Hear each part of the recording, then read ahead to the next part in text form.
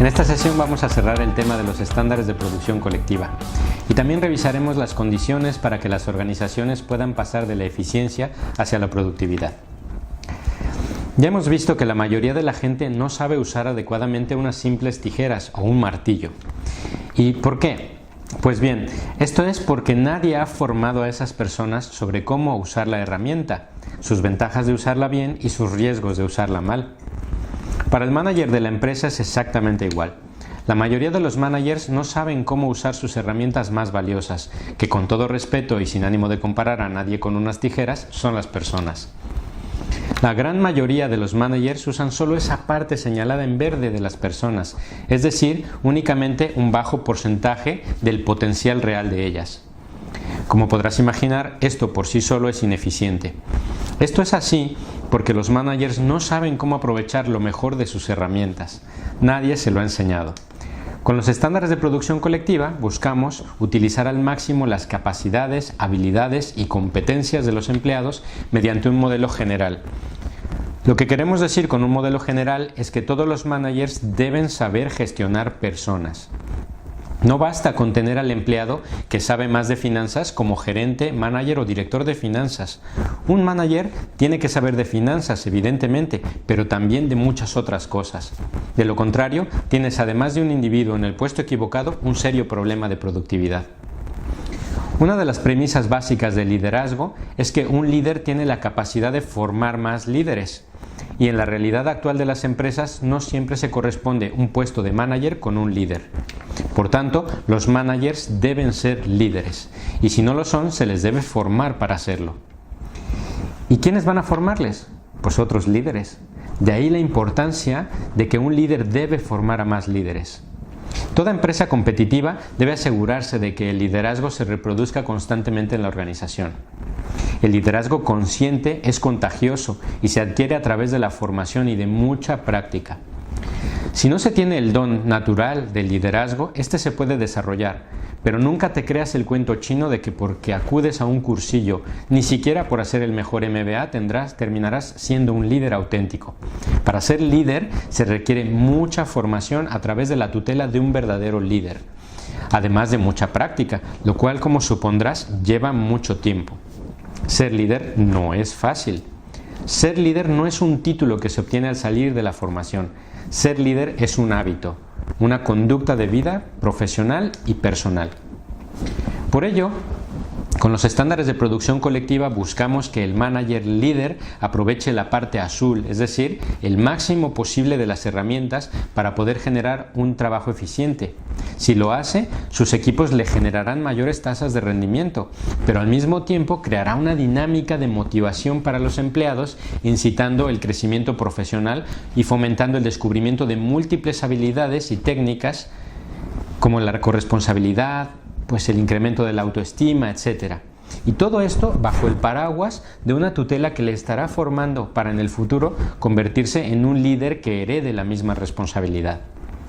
Pero para que esto sea real, como ocurre en unas pocas empresas como Admiral Group, SAS Institute, Google, Cisco o The Boston Consulting Group, se requiere de un modelo genérico o estándar para favorecer la producción, donde se forme a todos los managers para saber hacer lo mismo, es decir, extraer lo mejor de sus equipos y, por tanto, colectividad.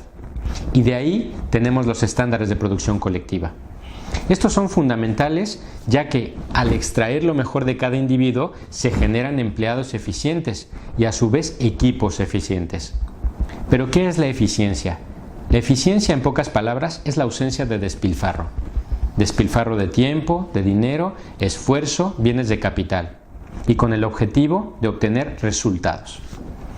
Podemos pensar que la eficiencia y productividad son lo mismo. De hecho, muchas empresas por desconocimiento llaman a esto ser productivos. Error. Esta fórmula creada para el management puro y duro nada tiene que ver con la productividad. Una cosa es eficiencia y otra muy diferente es productividad.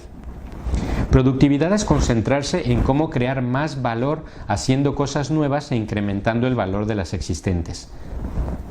La pasada crisis nos ofrece una gran cantidad de ejemplos que podemos tomar de casi todos los sectores. Un ejemplo muy didáctico es el mercado de valores. Durante la recesión, las empresas han estado constantemente reduciendo costes a un ritmo mayor que la caída de los ingresos para evitar quebrar.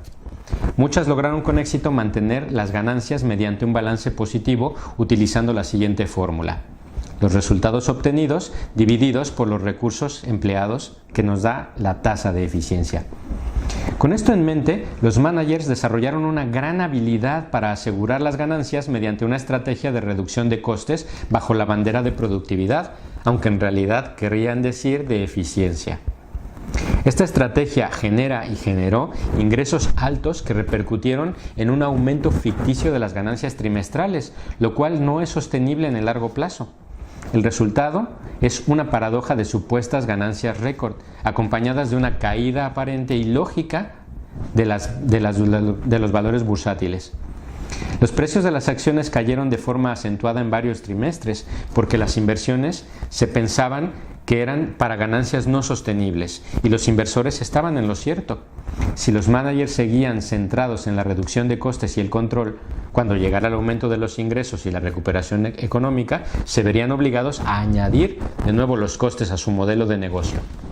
Muchas empresas tuvieron que recurrir a esto sí o sí, debido a que durante la crisis todo lo que hicieron fue deshidratar sus operaciones. Pero nunca cambiaron su forma de trabajar, así que lo único que pueden hacer ahora es agregar nuevamente los costes cuando los ingresos vuelvan. La adopción de un enfoque de productividad que en realidad cambia la forma en que se trabaja debió ser el único camino para asegurar ganancias por la vía de la productividad, y donde las ganancias impulsarían los precios de las acciones. De todas formas, no queremos decir que se hizo mal, sino que se pudo hacer mucho mejor. Para lograr la productividad se requiere cambiar la forma de trabajar para hacerlo más inteligentemente, lograr más, ofrecer una mayor calidad y hacer consciente a la organización del valor de sus esfuerzos.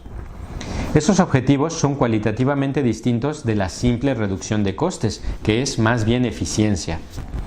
La productividad crea valor para el crecimiento y además protege los ingresos en sectores que se constriñen. Por último, la creación de valor no es la misma de hace 25 años que la actual, o que la que veremos dentro de otros 25. A continuación, te comento un resumen de la tendencia de los 10 elementos de valor que deberán incluirse en cualquier modelo de negocio. Pérdida de peso en el precio. Cada vez importa más lo que ofrezcas. La gestión de la comunicación, es decir, que seas capaz de decir quién eres antes de que alguien más lo haga por ti. Además, el marketing ha cambiado y con ello los procesos de compra. Ahora hay nuevos elementos que inciden en las decisiones de los clientes. La innovación del negocio, que en pocas palabras significa ofrecer lo nunca visto.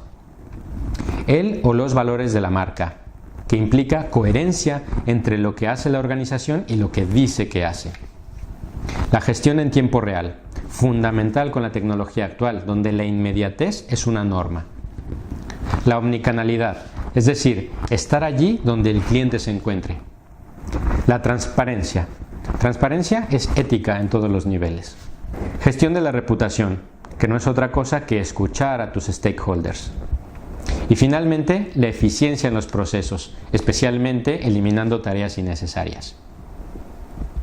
Bien, con esto hemos terminado el módulo 3 y a la vez hemos concluido ya la mitad del curso.